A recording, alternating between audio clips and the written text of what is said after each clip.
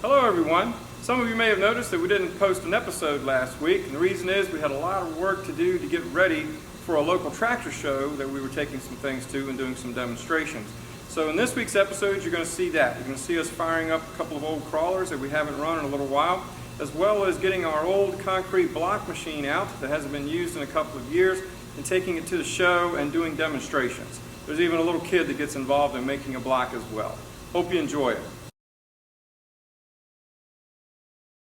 So if you saw last week, we were attempting to get this shaft out, and we've got one of the caps off there. There's the other cap that needs to come off, and then we can get this thing hopefully driven out. I'm ready to see if we can get the shaft out of this crawler. We're going to start by getting these sprockets off and out of the way. That's going to give me a little more room to cut. But again, the goal is today is to get that shaft out without doing any damage to it at all. The other carrier cap is off. Now I'm removing the drive sprockets so I can have better access to the housing so I can make that cut. These have been actually coming off pretty easy. The other one did. This one shouldn't be any different.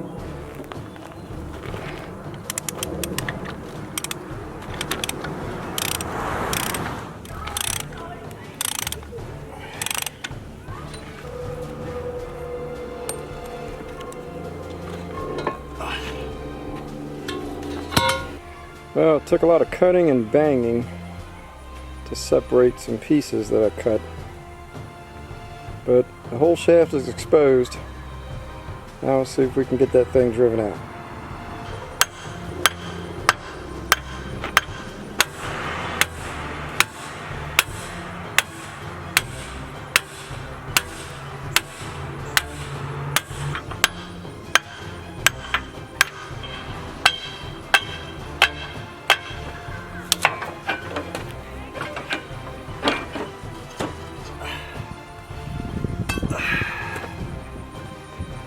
There it is.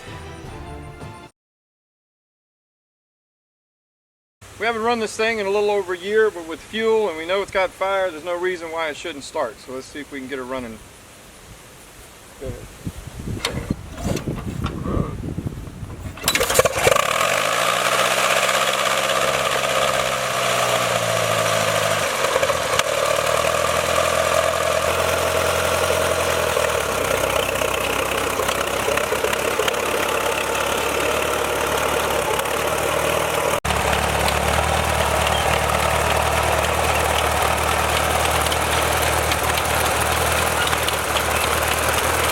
Now that the Cletrac's running well, I'm going to change the oil in it, get the hood put back on it, and get this thing ready to go to the steam show this weekend.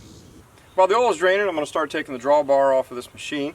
We're going to be taking it to a show this weekend, as I said, but when we get back, we're going to have to remove that shaft for the grater, so I need to get the drawbar out of the way anyway. The oil is drained, the drawbar is off, and that was no easy task. And I also got the hood bracket put back on. So the only thing left to do is put oil back in it, check the rest of the fluids, do a little greasing, put the hood on it, and this thing is ready to head to Berryville.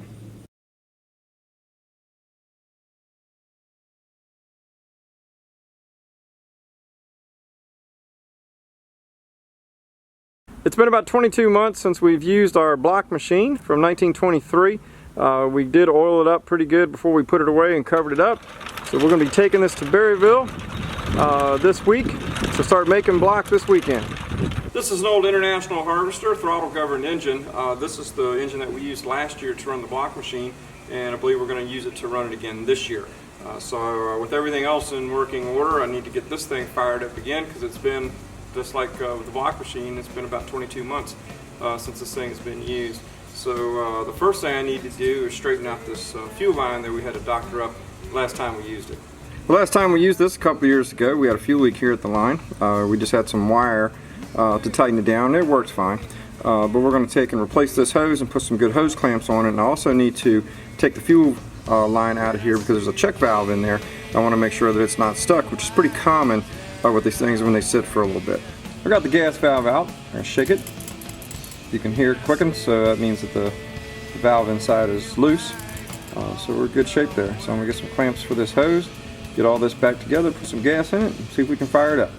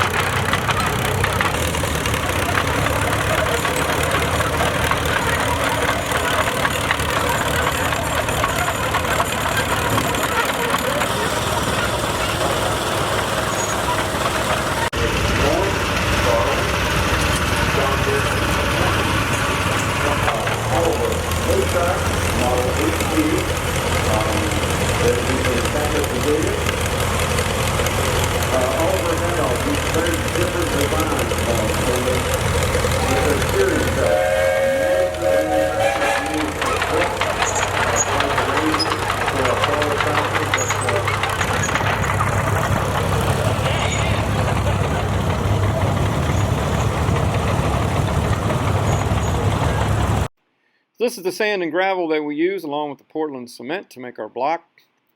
And there's our Jaeger mixer, run by a Stover hit and miss engine. It is a direct drive, so when you're cranking the engine, you're cranking the drum as well. This is the board we used to dump the mix in when we're ready to start making block. And there is our 1923 Miles Concrete block mold machine and tamper, one of the prides of my collection. One of only two that I know exists, actually. And we'll see how that operates later. They're the batter boards that we use to haul them. And here's an actual block that the machine makes. This is our Cletrac 20K. We had a few issues with this machine at the show. We developed an oil leak at the right rear sprocket drive, and it overheated on us a little bit because the belt wasn't turning, so we need to take a look at that when we get back home.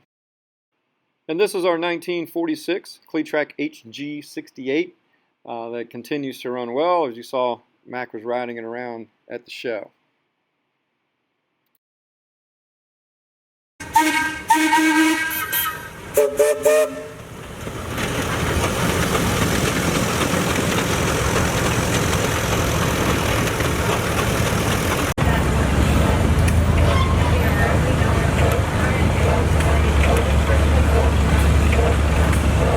Tractor here is owned by Brandon Brown. This is a Farmall largest row crop style tractor that Farmall built in the 40s.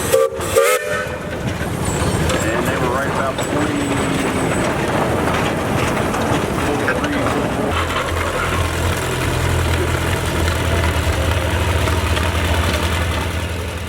This is some of the tractors that are in the tractor corrals, a bunch of Farmalls here. They're all broke up into different sections. There's only a few tractors that are there. And this OKC, I've got one very similar to this one. It's a pretty cool tractor.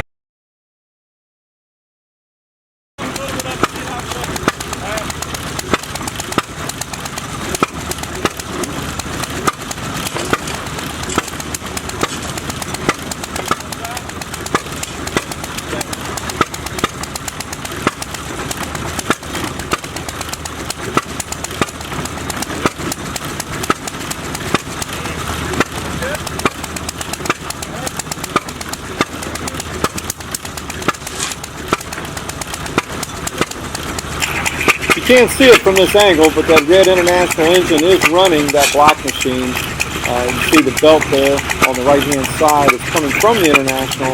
That's what's driving the tamper.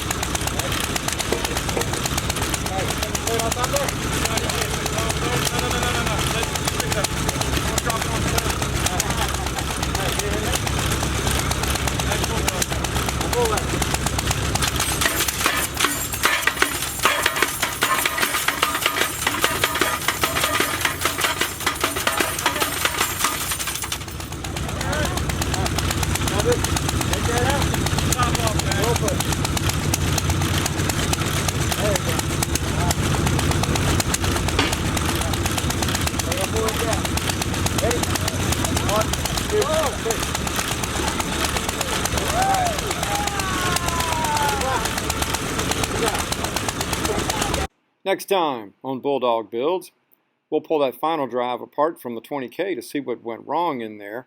And we learned that this drive gear assembly is an earlier version of the one that came out of the grader, which is an upgraded version. And we're going to show you what we're going to do to use this upgraded version on our older grader. See you next week.